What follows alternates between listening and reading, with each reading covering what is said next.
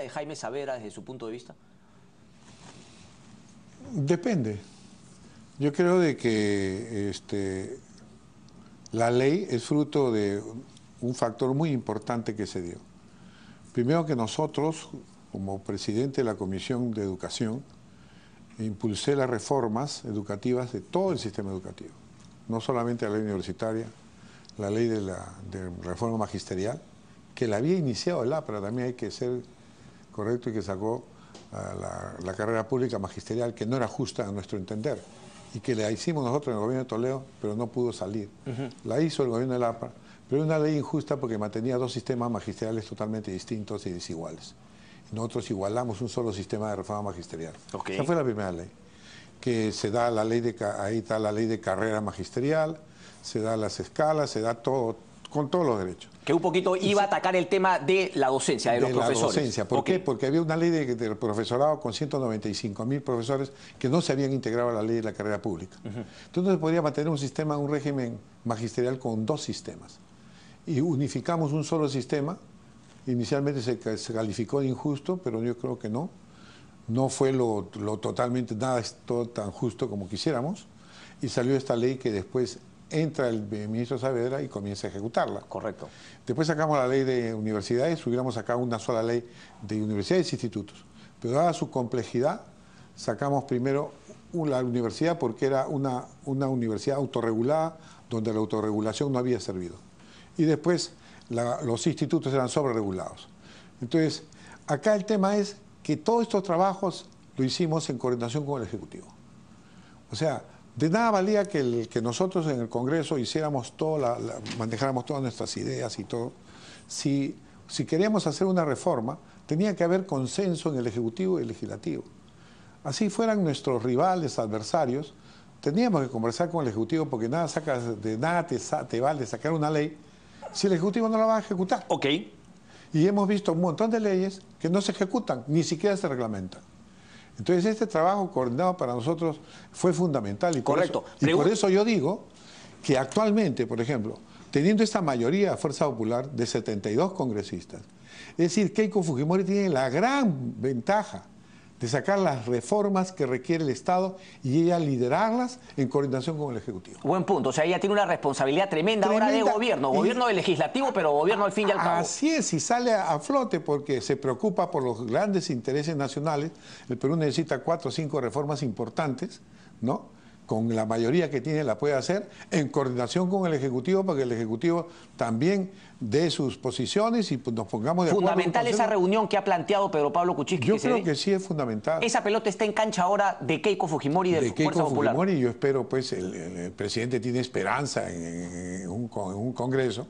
Evidentemente algunos lo podrán criticar de un poco inocentón en un panorama político como el que se vive en nuestro país, pero yo creo que es totalmente factible. Pero usted cree que, ¿por qué dice inocentón? Quizá debió ir un paso más allá y plantear la cuestión de confianza. Yo tenía una idea distinta, ¿no? Yo tenía que debíamos lograr un equilibrio de poderes, porque definitivamente está debilitado el Ejecutivo. Y como está debilitado, ¿cómo podía lograr ese equilibrio? ¿Cómo? Con una cuestión de confianza. ¿Ustedes se acuerdan del tema de Ana Jara? Sí. Ya. Se cuestionó un gabinete, se censuró un gabinete. ¿Y a quién pusieron de primer ministro? A Cateriano. Y pudo enfrentar Cateriano muy bien las cosas. Bueno, quizá podría plantear así como en esa línea, Daniel Mora, el Ministerio de Educación, sería un poquito responder ese tema. No, eso, yo te digo por qué Cateriano, y Cateriano no salió sumiso, ni mucho menos. ¿Usted cree que ha bajado la cabeza PPK y que van a venir por más en Fuerza Popular? Yo creo que hay veces que es necesario retroceder un paso para saltar dos. Veremos cuáles son cómo se desarrolla en el futuro. ¿Le da ese beneficio de la duda entonces que quizás sea una estrategia de dar un paso para luego dar dos hacia adelante? Así es, entonces veremos nosotros cómo se va comportando todo esto, porque detrás de esto hay muchos intereses. Eso le quiero preguntar. Que la universidad privada, por ejemplo, mueve más de 17.000 millones al año. Y Ojos Públicos acá sacó una información muy interesante de cómo justamente lo que no pagan en impuestos, que supone que tendrían que reinvertirlo, pues se lo guardan en los bolsillos y eso permite que tengan otro tipo de negocios paralelos, etcétera, etcétera. Nosotros calculamos eso, que más o menos era el 40% de los ingresos que tiene una universidad son los subsidios que da el Estado. Es decir, por ejemplo, si vemos la Universidad Garcilaso, que era el rector gana casi 2 millones mensuales. Cervantes Liñán. Ya, vamos a ver. Entonces, 800.000 soles lo ponemos todos nosotros para su bolsillo. Casi el 40%. Entonces, si las universidades privadas protestan tanto por una supervisión de calidad educativa, pues entonces que paguen sus impuestos y que hagan lo que deseen. Pero si el Estado le da un subsidio de esa naturaleza, que deja de atender a mucha universidad pública por ello, lo más justo es que ellos no paguen sus impuestos normales y punto. Pero si el Estado le está dando ese subsidio, tiene derecho a supervisarlo y derecho a exigirle calidad. ¿Por qué? Porque es plata de usted, mía, de todo el mundo. ¿Son los privados los más interesados en, digamos, quitarle fuerza a esta ley, sobre todo en el tema del licenciamiento y en el tema de los impuestos? Claro, se han agarrado de los públicos como estrategia. Ustedes ven que las universidades privadas no salen.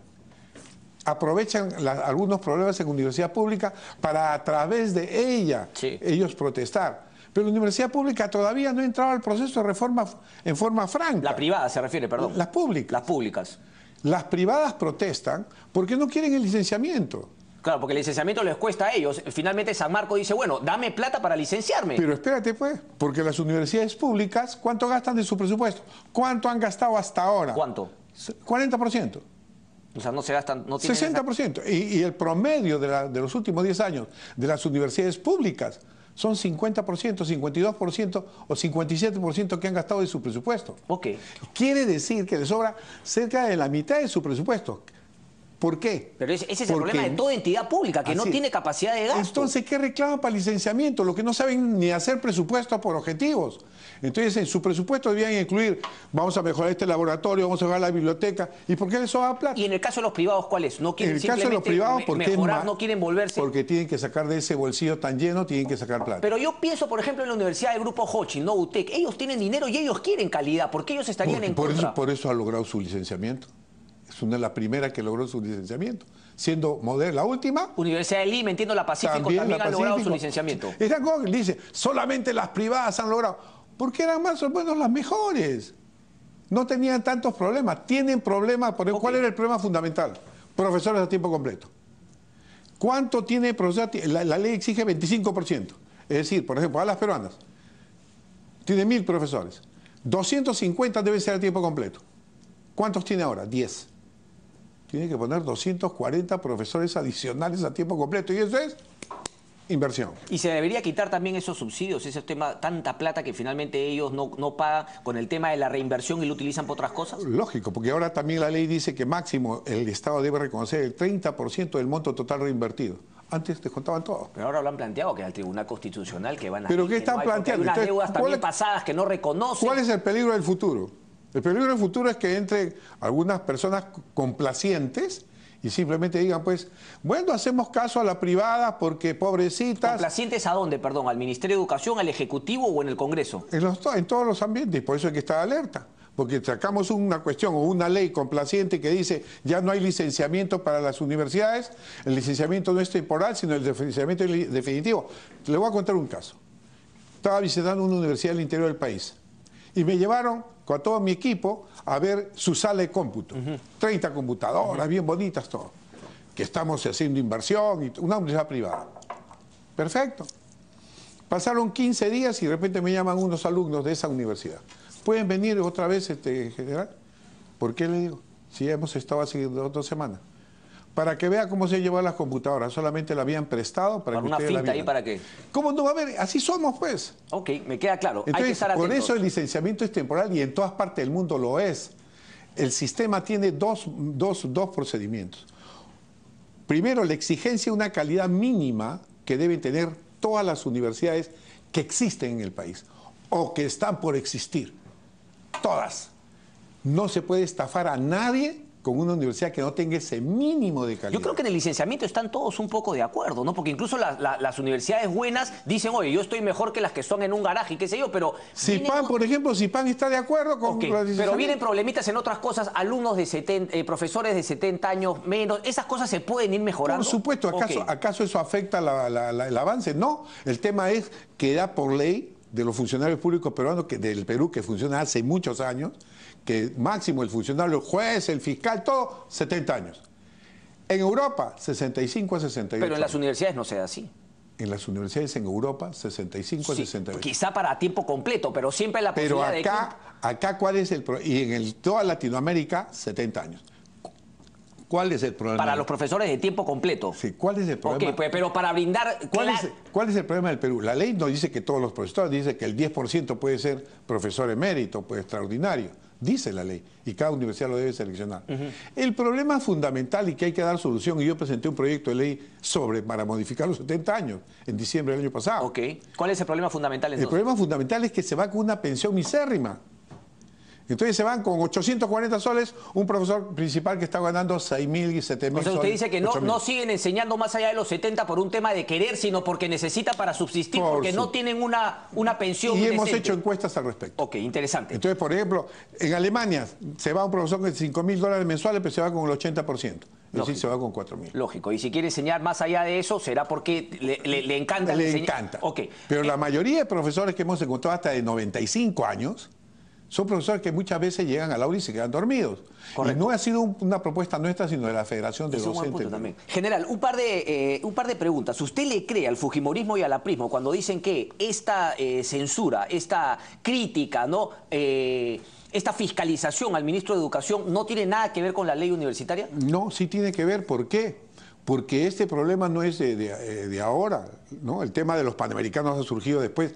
Inclusive, cuando yo estuve en la comisión, citamos al ministro para que nos explique los avances en los panamericanos. Correcto.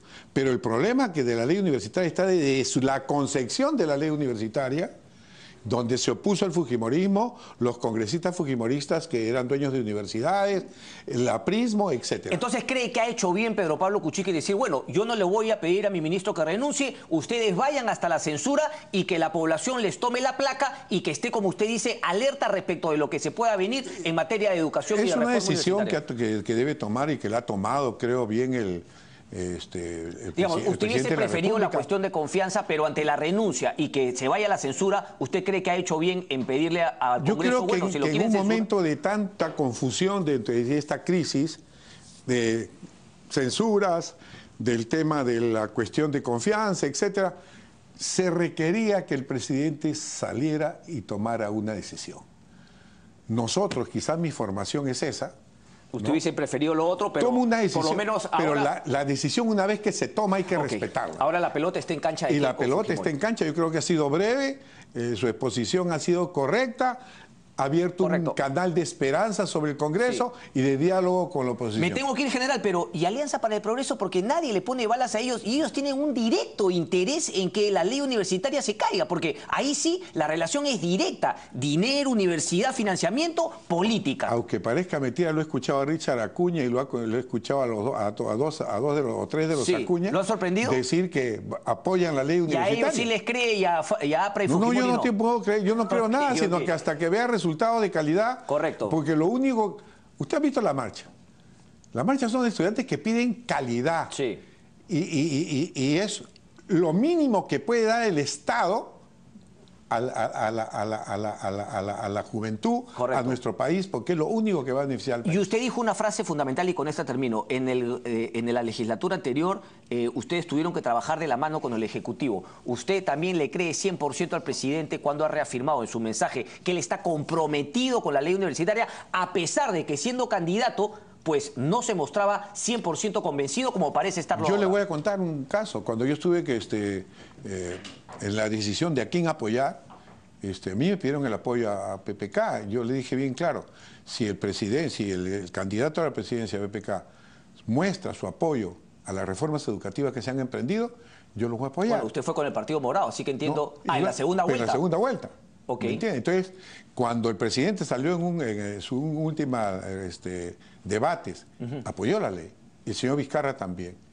Y simplemente tuve que cumplir mi palabra. Y ahora... solamente le dije, eso es lo único que... Y en el camino, en estos cortos 4 o 5 meses, ¿lo ve convencido que se está trabajando? Yo lo veo convencido porque ha conversado con varios de la Red Mundial Científica Peruana que apoya la ley y que son muchachos, personas jóvenes, PhD, de gran talento que apoyan la ley. Qué pena que no pudo venir al debate porque estuvo acá Nicolás Lynch y dijo, pero no se preocupe, habrá una siguiente oportunidad, pero Nicolás Lynch dijo, eso del SUNEDU como está armado no era idea original de Daniel Mora, esa se la metió el ministro de Educación por la tecnocracia de la cual él proviene. ¿Es cierto eso? Bueno, nosotros teníamos una propuesta de la SUNEDU distinta y yo tuve un consejo con un comité consultivo de altísimo nivel cuando ya terminó la ley para que me critiquen la ley. Y no se imagina la calidad de la gente que estuvo conmigo. Críticas constructivas, como deberían ser. Por supuesto. Y yo no soy literato, así que también para que me digan cómo escribir mejor la ley. Correcto. Entonces, nosotros presentamos un tema donde se elegía a todos por concurso nacional, internacional. ¿Y quién cambió eso? ¿Cómo quedó? Bueno, fue una sugerencia del ministro de Educación, de decir que el presidente de SUNEDU debía ser designado por el Ejecutivo. ¿No deberían cambiarla entonces? ¿No debería, también, ese no debería ser un paso para que el APRE Fujimori no se tumbe en la ley, adelantarse? Se ha demonizado eso. ¿Por qué? Porque son dos representantes de la universidad pública, un representante de la universidad privada y dos académicos o investigadores de alto nivel, doctorado, que son elegidos por concurso. Son 5. Y lo único nombrada es la SUNEDU. Lo que yo quiero que la SUNEDU se integre con estos 5 y son 6, que se elijan los 6, entre los 6 se eligen al SUNEDU. Ahí está. Punto. Y eso es fácil de hacerlo. Eso no es retroceder, es avanzar. Es avanzar. Por eso digo que para que no nos hagan retroceder algunos intereses en el Congreso, pues avancemos. Y darle protección al jefe del SUNEDU. Igual que se le da un contralor, etcétera, porque viene otro gobierno y le dice, bueno, salte acá SUNEDU y se acabó. Correcto, está bien, perfecto. Daniel Mora, un placer como siempre. Un placer. Muchísimas gracias. Cristian. Hacemos la pausa y regresamos, no se muevan.